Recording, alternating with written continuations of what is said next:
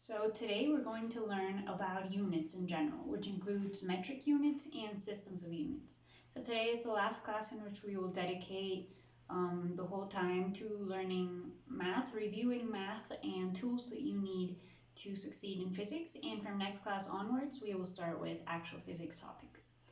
So to start with, I wanted to review three concepts that you've probably used a lot and heard before a lot in your lives, but maybe you are not so clear on the differences between them and what they actually mean. So they are quantity, unit, and magnitude. So let's start with quantity. Quantity is anything you can measure. So that can include a length, a time, a distance, a temperature. So quantity is what you measure. What you can measure, anything you can measure, right? With the examples that I told you. So the length, time, distance, anything. Now, unit. Unit you've also probably used a lot, especially in science class and maybe in math class, which is the what you choose to measure something in. So, for example, if you have a distance, you can measure it in meters, you can measure it in kilometers, you can measure it in feet, in inches, in yards, there are many units of length. So that is what you measure in. What you measure in. Yeah, so my examples were, seconds, minutes, meters, what else? Grams, yeah, what you put after the number. And the last term is magnitude. So magnitude includes the number, like the amount, and the unit. Yes, so it's a number plus a unit. And it's the way in which you describe how big or how small a quantity is. So you can say, my quantity is length. My magnitude is 5 meters. Or my quantity is time. And because the unit is going to be, I don't know, seconds, then my magnitude can be 7 seconds.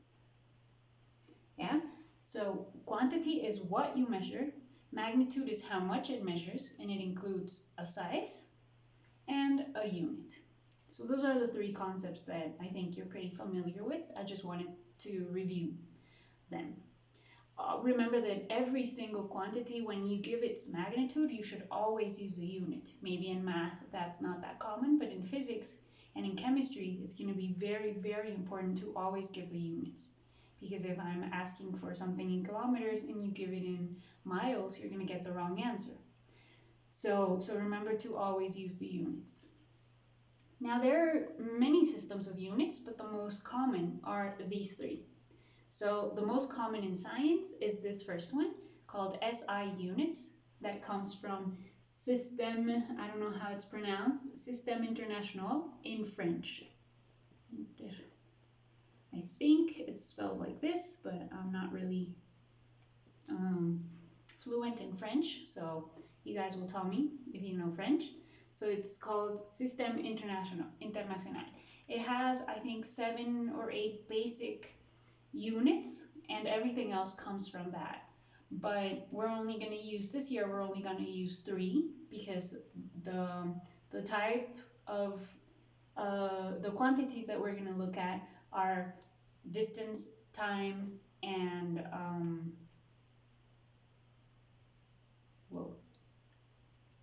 meters, and mass. And everything else will come from mixtures of those 3. So sorry for the pause. So in the international system, what we have is that the mass, let's put it up here. So we have mass, length, and time. So in the international system, mass is given in kilograms, length is given in meters, and time is given in seconds. So we in physics, we're going to use the international system, the SI units. So we're always going to use kilograms instead of maybe grams or anything else. We're always going to use meters, not centimeters or millimeters or kilometers. And we're always going to use seconds. So that's the SI units. There are other two units that I just want to give to you for context, but we're not going to use here. One of them is called CGS. So CGS actually comes from centimeter, like the name, centimeter, gram, second. So as you can imagine, the centimeter is the length, second is the time, and gram is the mass. So it differs from the international system in that mass is given in grams instead of kilograms, and length is given in centimeters instead of meters. So that's used for smaller things with a smaller mass and a smaller length. And the third one is called British, but it's actually used in the USA because British people use the SI units, the metric units. So used in the USA.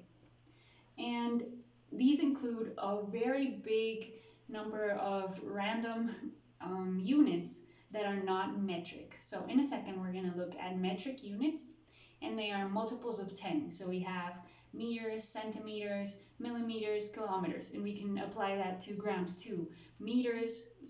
Grams, kilograms, milligrams, centigrams, and we can apply that to seconds. We have seconds, kiloseconds, milliseconds, centiseconds. So that applies to every metric system. But the British system is not metric. So it includes, for mass, it includes things like a slug, a stone, which are measures of mass, of how heavy something is. Then for length, they have feet, they have inches, they have yards, they have miles. And for time, for time they do use seconds, minutes, and hours. So they are not metric because you can't say a kilofoot, or a centiyard. And the relationship between them is not multiples of 10. So in one foot there are 12 inches. That's not a multiple of 10. In 1 yard there are 3 feet, and also not a multiple of 10. So it's not something that can be multiplied by 10 or divided by 10 to reach the other unit. So that's why it's not very useful. The British stopped using it, but the USA adopted it, and that's what they continue using today. So they are basically the only ones in the world who use the British system, but at least in science, they are using the SI unit because it just makes a lot more sense. So those are the three most common systems of units. And the last thing on this part is derived units. So notice that here we only had mass, length, and time. But of course we're going to look at other things in this class, such as speed or velocity. So speed, we're going to see actually next class, is a distance over a time. Yeah, how far something traveled in some time. You don't need to know this equation yet, but just the units for speed, maybe you've heard about kilometers per hour. That is a unit of speed, yes, but it's not the unit that we use that is derived from the SI unit, because in the SI units we can only use kilograms, meters, and seconds. So kilograms has nothing to do there, but we're going to use meters for distance and seconds for time. So the unit of speed is meters per second, the one that we're going to use in this class. Now maybe there's also an area. So an area is the length squared, the length of something squared, like base times width times height, or length times width. So the length is going to be in squared meters. The area is going to be in squared meters because we can only use meters. And the same with volume. Volume is going to be in, this is squared length, this is cubed length. So it's going to be in cubic meters. And the density, density is mass over volume. We'll remember all this as we go through the class. But mass over volume, so for mass we use kilograms, and for volume we use the one we just got, cubic meters. So these are the units that we're going to use: kilograms, meters, and seconds, and everything that comes from that. So it's derived from that. So that's meters per second, square meters, cubic meters, and kilograms per cubic meters. So those are basically the units that we're going to use. And the last thing I wanted to go over with you is this table of metric units. So as I was telling you, metric units means multiplying or dividing something by 10 and getting to the other unit. So some of these names you probably know and some maybe are new for you. So for example, kilo, you have probably heard about kilo. If you're talking about a kilometer, you're multiplying by 1,000 because kilometer means 1,000 meters, or kilogram means 1,000 grams. So the prefix is what goes before a word. The prefix kilo means multiplying by 1,000. Yes? So the letter that we use to multiply is lowercase k. That's why kilogram is k times g. And what it means, it's that you're multiplying by 1,000. So I would put 1,000 here, but we're going to use big numbers and small numbers. So we're going to use what we learned last class about exponents and scientific notation. So 1,000 is the same as 10 to the 3, right? Because it has 3 zeros. 1,000 has 3 zeros. So what kilo means is that you're multiplying by 10 to the 3. And that's how I'm going to fill this whole table. So centi, for example, the abbreviation is C. The letter that we use is lowercase c. And what it means, it's 1/100th of a unit. So for example, 1 centimeter is 1/100th of a meter. So there are 100 centimeters in 1 meter. So what it means is multiplying by 10 to the negative 2, because in 1 centimeter means 0.01 meters, right? So that's times 10 to the negative 2. So if I tell you how many meters are 5 centimeters, so how many meters? You do 5 times 10 to the negative 2 meters. That's it. That's 5 centimeters would be equal to 5 times 10 to the negative 2 meters. You can test that out in the calculator, which is also equal to 0.05 meters. So that's just a small example. But so I fill this whole thing. I don't want to bore you with all of it, but the letters. So the ones that are, so this line means that it becomes from negative exponents to positive exponents. So these are going to make them bigger. So for example, a kilometer is bigger than a meter, but these are going to make it smaller. So a millimeter is smaller than a meter. So I'm going to put the abbreviations, and the ones that have positive exponents are all in uppercase, except the K, because uppercase K already had a meaning in physics, so they kept it lowercase. But everything else, tera is a big T, giga is a big G, mega is a big M, K is the exception, hecto is a big H, deca is a big D.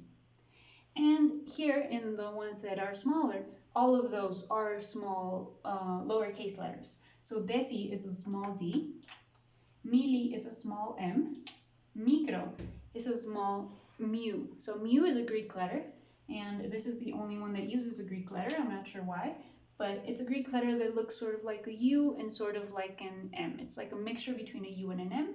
It's written like this. It's called mu, the letter. And nano is a small n, and pico is a small p.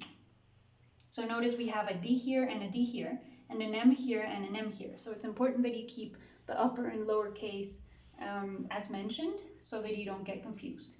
And to fill in the table, so these are to the 1, 2, and 3. So deca means times 10 to the 1, or just times 10. Hecto means times 10 to the 2. And as we said, kilo means times 10 to the 3. And the same with these. Times 10 to the negative 1, deci, so a decimeter is 1 times 10 to the negative 1 meters. Centi is times 10 to the negative 2, and milli is times 10 to the negative 3. Now, not all of the exponents have a name. From here onwards, only the multiples of 3 have a name. So mega, for example, so times 10 to the 3 is kilo, times 10 to the 6 is mega. So this is times 10 to the 6. Times 10 to the 9 is giga, n times 10 to the 12 is tera. So notice it's just multiples of 3, 3, 6, 9, and 12. And the same thing here. So we have -3, micro is times 10 to the -6, nano is times 10 to the -9, and pico is times 10 to the -12.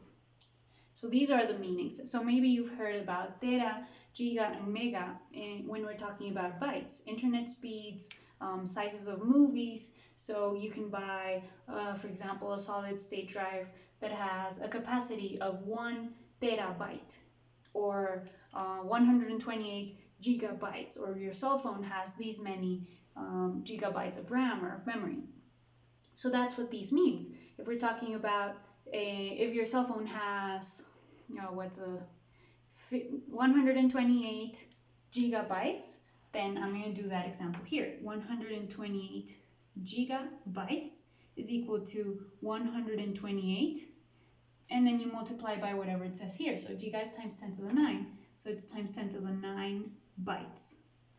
So as we learned before, this is a 1, a 2, an 8, and 9 zeros. 1, 2, 3, 4, 5, 6, 7, 8, 9. Because we moved the decimal point from 128 to 3, 4, 5, 6, 7, 8, 9. So this is the amount of bytes that a phone with a capacity of 128 gigabytes has. So that's how you use the metric system, and any unit that is metric works. So bytes works, meters works, seconds, grams, and many other units except the ones that are non-metric, such as the British system.